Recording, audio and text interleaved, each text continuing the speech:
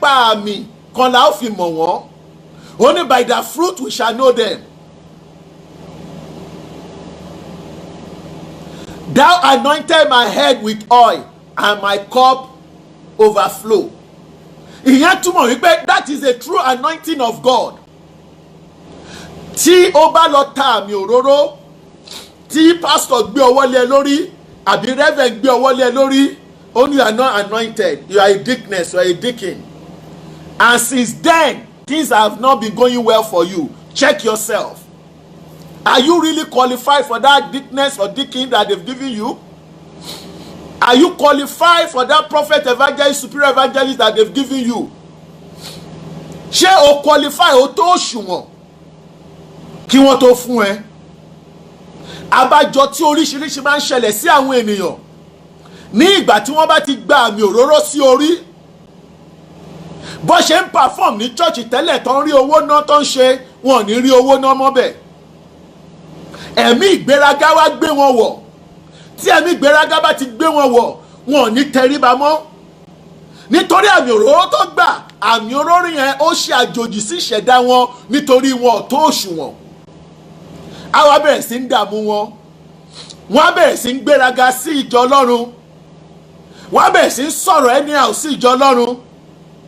Nítorí wọ́n ti gba àmì òróró. Àmì òróró tí wọ́n gbà tí wọn tó òṣùwọ̀n rẹ̀, òun ni wọ́n lọ gbà. Ẹ̀yin ará nínú Kristi, mo fẹ́ kẹ́ ẹ understand kankan lénìí. Kì í ṣe gbogbo ènìyàn tó gbà àmì òróró òun ni Ọlọ́run yàn o. Ẹlòmíì kàn fẹ́ gbà á nítorí òun kò gbà á, Ọlọ́run ò yàn. Kò wá dàbí ayé ìsìn tó yẹ pé tó o bá ní owó, ọ̀tọ̀ náà bá bless ẹ, àmì òróró is free. Tó o bá ṣàti kówó sílẹ̀, wọ́n máa ta fún ẹ. Eye tó o bá fẹ́, eye rank tó o bá fẹ́, bó fẹ́ reverend, bó fẹ́ bishop. Tó bá ti jáde Bible school, maybe God has called you or God has not called you. Once you pass through Bible school or Bible college, immediately you graduate, then you become a pastor. Maybe God has anointed you or not. They will anoint you. But is it everybody that pass through Bible colleges going to be a pastor? No. Òun ló yẹ jẹ́ pé in the Christendom right now, confusion wà nínú ìrìnàjò Christianity. Everybody is proving God has called me. I'm a man of God. I'm an anointed man of God. And that is why tó jẹ́ pé atrocity wá pọ̀ gan nítorí kí ni wọn tó òṣùwọ̀n. Now, what are the qualities of anointed man of God? Number one, set you apart as a God-choosing vessel. When you've been anointed as a man of God, the first sign that is going to be revealed is you're going to be set aside. You're going to be a different person entirely. You're not going to be part of the world anymore. Ohun tí ayé ń ṣe ò lè ṣe mọ́. Ohun tó ń ṣẹlẹ̀ nínú ayé ò lè wà part of it mọ́. Nítorí ìfẹ́kùfẹ́ tí ayé ṣègbé lọ. Then you are not part of the world anymore. All those things you are doing before you get anointed, you cannot do them anymore. You'll be set aside as a vessel of honor for God. Àti yẹ̀ sí ọ̀tọ̀. Ó ti di èèyàn ọ̀tọ̀. O ò lè ṣe nǹkan tí àwọn ayé ń ṣe mọ́. O ò lè ṣe nǹkan tí àwọn èèyàn ń ṣe nínú ilé mọ́. Àfi èèyàn ọ̀tọ̀ ló ti jẹ́. That means you are a unique person. You are a special person. Once you be anointed by God. The second thing, gives knowledge and teach you all things and direction. Remember in the book of 1 John chapter 2 verse 20, he said, we have given you the spirit of wisdom and knowledge and direction. And when we go to the book of John chapter 14 verse 26, he said, and God shall show you the comforter. What will the comforter be doing, which is the Holy Spirit? He's going to be teaching you, and he's going to be guiding you and directing you. That means there is a three function of the Holy Spirit in human's life. The Holy Spirit does three things in the human life, functions. One, direct you, teaches you, and guide you. So once you be anointed with the Spirit of God, which is anointing oil, I am talking about oil now. What that oil is supposed to be performing in your life, if it's truly you are qualified, and if it's truly you've been anointed with an holy oil. Remember, the Bible said holy oil. That means there's some oil that is not holy. Hallelujah. There's some oil that is not holy. When the Bible mentioned holy oil, that means there's some oil tí ó wà holy. Àwọn oil tó wà holy, tó bá ti ta fún ẹgbẹ́ ayé gbọ́dọ̀ yí padà. Now, he said the Spirit of God, which is the comforter, will be directing you and guiding you so that you will not misbehave, so that you will not fall into atrocity. Atrocity tó ń ṣẹlẹ̀ káàkiri gbogbo ayé ìsìn, kí pásítọ̀ máa kí ọmọ ọlọ́mọ mọ́lẹ̀ nú akọrin kó máa bá sùn, kí wòlíì máa mú èèyàn tó fẹ́ wá ṣiṣẹ́ lọ́dọ̀ ẹ̀ kó divert àdúrà tó ní kó gbà fún, kó divert sí ara ẹ̀, kẹ́niyẹn tó mọ anything ó ti dìyàwó wòlíì. Oríṣiríṣi àwọn ẹ̀mí báyìí ló ń bá àwọn èèyàn gbé nítorí ìfàmì òróró yàn ti ara lọ́yàn, wọ́n yan ìfàmì òróró yàn ti ẹ̀mí.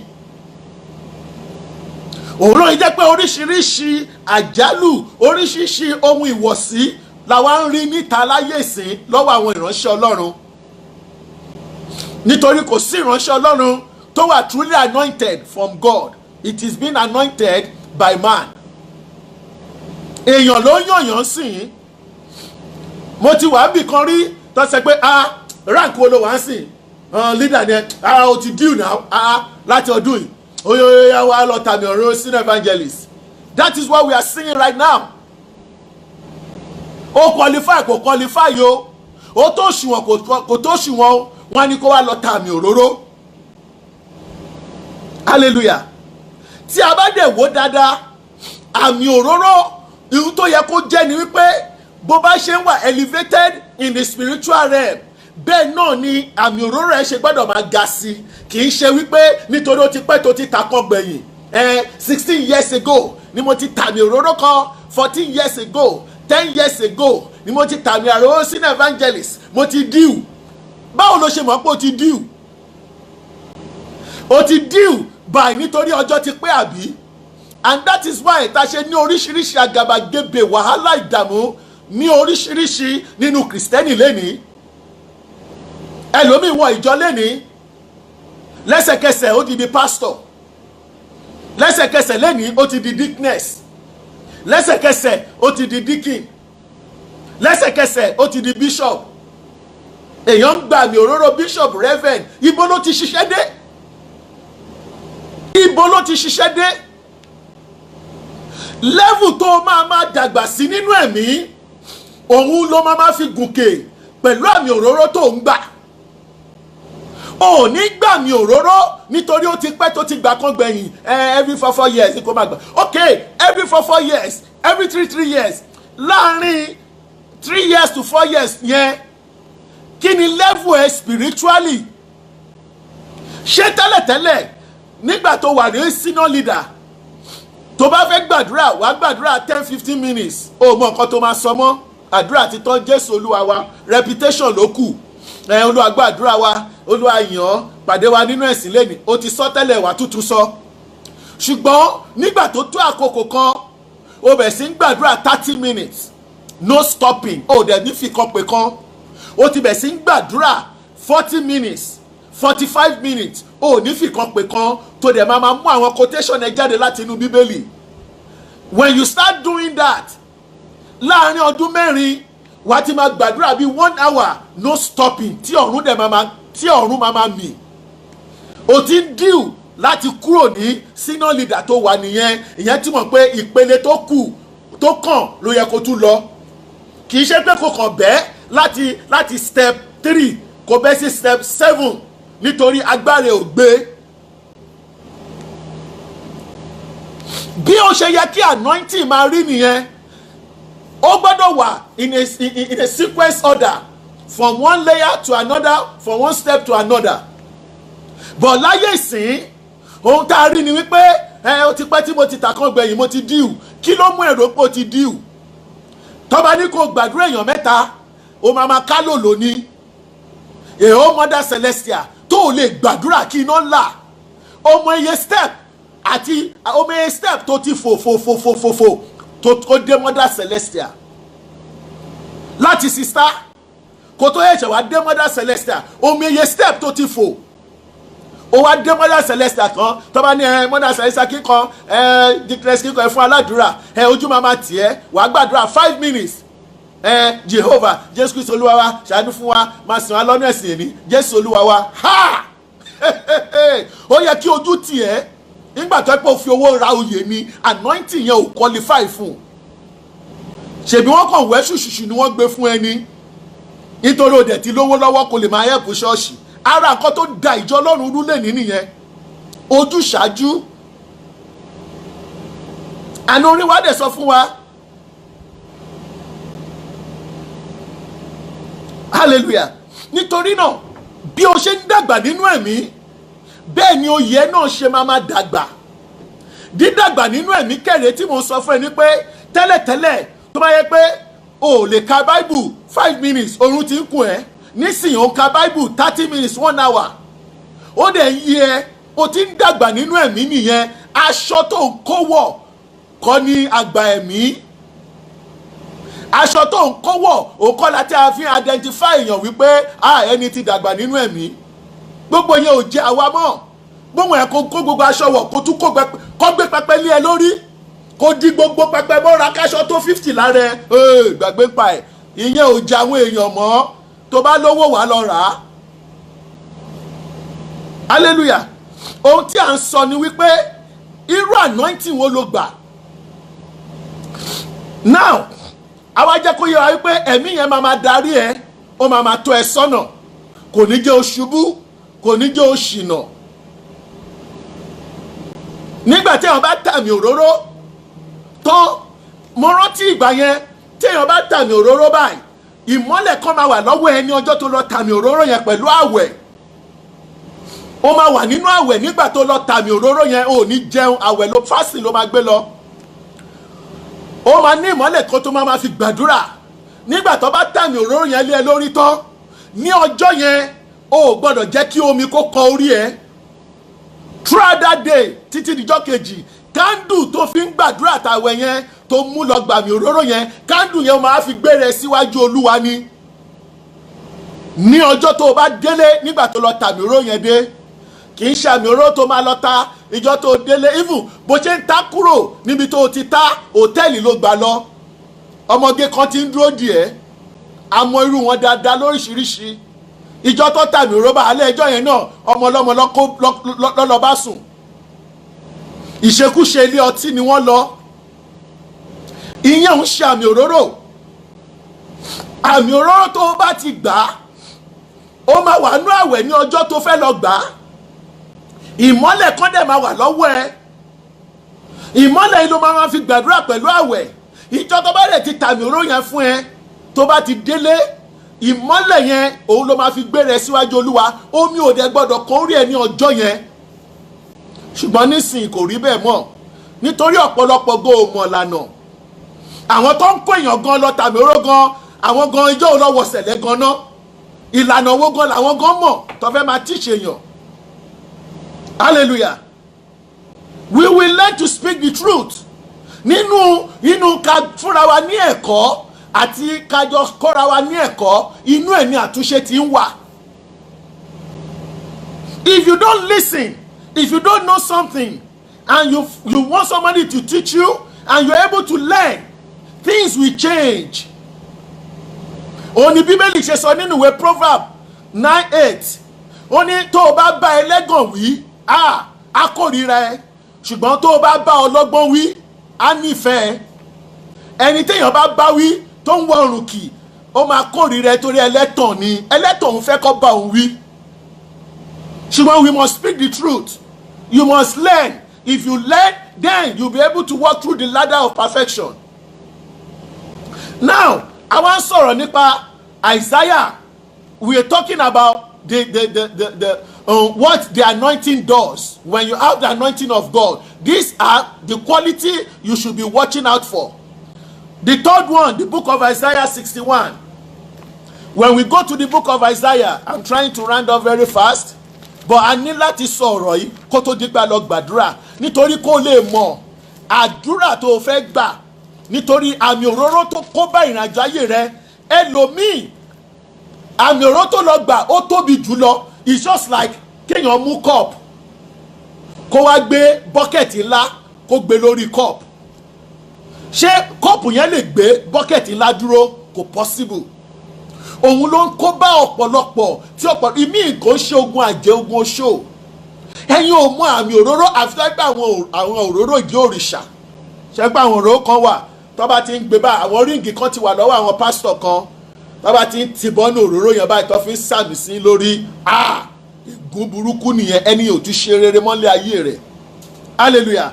Now, the book of Isaiah 61 from verse 1 to 3. Ẹ̀mí Olúwa Jehovah sì ń bẹ lára mi, nítorí a ti fi àmì òróró yàn mí láti wàásù ìrere fún àwọn òtòṣì. That is one. Ẹni bá gbà àmì òróró tó yẹ pé a truly anointed man of God, you should be able to preach the gospel. Hallelujah. You should be able to preach the gospel. Téèyàn bá lọ ta àmì òróró as anointed man of God, anointed woman of God, you should be able to preach the gospel. That is one.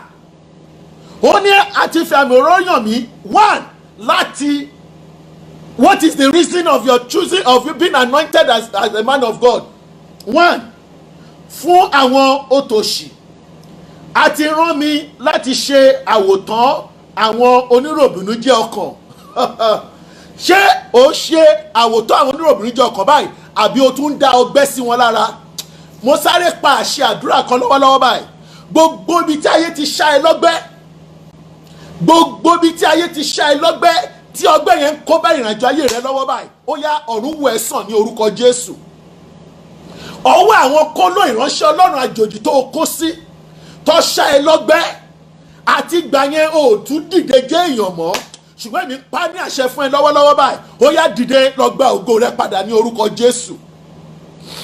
Gbogbo ibi tá a ti ṣá ẹ lọ́gbẹ́, gbogbo ibi tá a ti lo nǹkan bá ẹ sùn, tí ògo ò tún dé ọwọ́ rẹ mọ́, ohun tó ń jẹ́ ajé ò tún ya ṣọ́ọ̀bù rẹ mọ́, ohun tó ń jẹ́ owó ò tún dúró lọ́wọ́ rẹ mọ́, mo pa ní àṣẹ lónìí, gbogbo iṣẹ́ òkùnkùn tá a parí sí ẹ lára, ọ̀run bàjẹ́ ní orúkọ Jésù. Hallelujah. Nítorí náà ó ní yàn mí láti ṣe àwòtán àwọn oníròbìnújẹ́ ọkàn, láti kéde ìdásílẹ̀ fún àwọn ìgbèkùn. Ṣé ò ń dèèyàn ní àbò tún túyàn? Ìmọ́lẹ̀ kan báyìí máa fi bà tiẹ̀ jẹ́. Ó mọ mi ní o. Ó mọ ọjọ́ tí mo máa fi rẹ́ pé wòlíì ni mí. Ìfàmì òróró yàn tiẹ̀ nìyẹn. Arákùnrin arábìnrin, ṣé ìfàmì òróró yàn tiẹ̀ nìyẹn? Wọ́n dẹ̀ ní àti rán ẹ láti ṣe ìtúsílẹ̀ àwọn ìgbèkùn, àwọn tí ayé dè, àwọn tí ayé wà nínú ìgbèkùn, kó lọ tú wọn sílẹ̀. Ìwọ gan ló tún fi ń kún ìgbèkùn àwọn ènìyàn. Ìwọ gan ló ń da ilé àwọn èèyàn rú. Ìwọ ló ń ba ìgbéyàwó àwọn ènìyàn jẹ́. Ìwọ ló mú àwọn èèyàn kó sórí wọn kodò. Ìwọ ló gba iṣẹ́ lọ́wọ́ àwọn ènìyàn. Ìwọ ló sọ àwọn èèyàn di alákìísà. Irú anointing tó fún ẹ mọ̀ pé àwọn anointing kan wà, anointing àgbèrè ni. Ìjọ tó bá ti ta lé ẹ lórí báyìí, nítorí òótọ́ òṣùwọ̀n, ó máa bẹ̀ sí ṣìṣe. Àwọn èèyàn mọ ìtumọ̀ tó ń jẹ́ anointing. Everybody kan ń gbà á, everybody kan ń lọ, mo fẹ́ anointing, anointing service rẹ̀. Anointing service wo ló ń ṣe? Ẹ̀mélòó ló fẹ́ máa yan àwọn èèyàn ní Sunday fún anointing service tí ìgbé ayé wọn ò yí padà? Hallelujah. Tí ìgbé ayé wọn kò yí padà. Now, ìwé mímọ́ yẹn sọ fún wa, the book of Isaiah chapter 60 from verse 1. Àti ìṣísílẹ̀ túbú fún àwọn òǹdè. Àwọn ìṣísílẹ̀ túbú fún àwọn òǹdè. Àwọn tí ayé ti dè nínú ìgbèkùn. spiritual bondage là ń pè bẹ́ẹ̀. Láti lọ wá ìgbà mélòó ló lọ sí prison láti lọ gbàdúrà fáwọn èèyàn. Anointing tiẹ̀ orí obìnrin ló ń parí sí, ló ń bẹ̀rẹ̀ sí.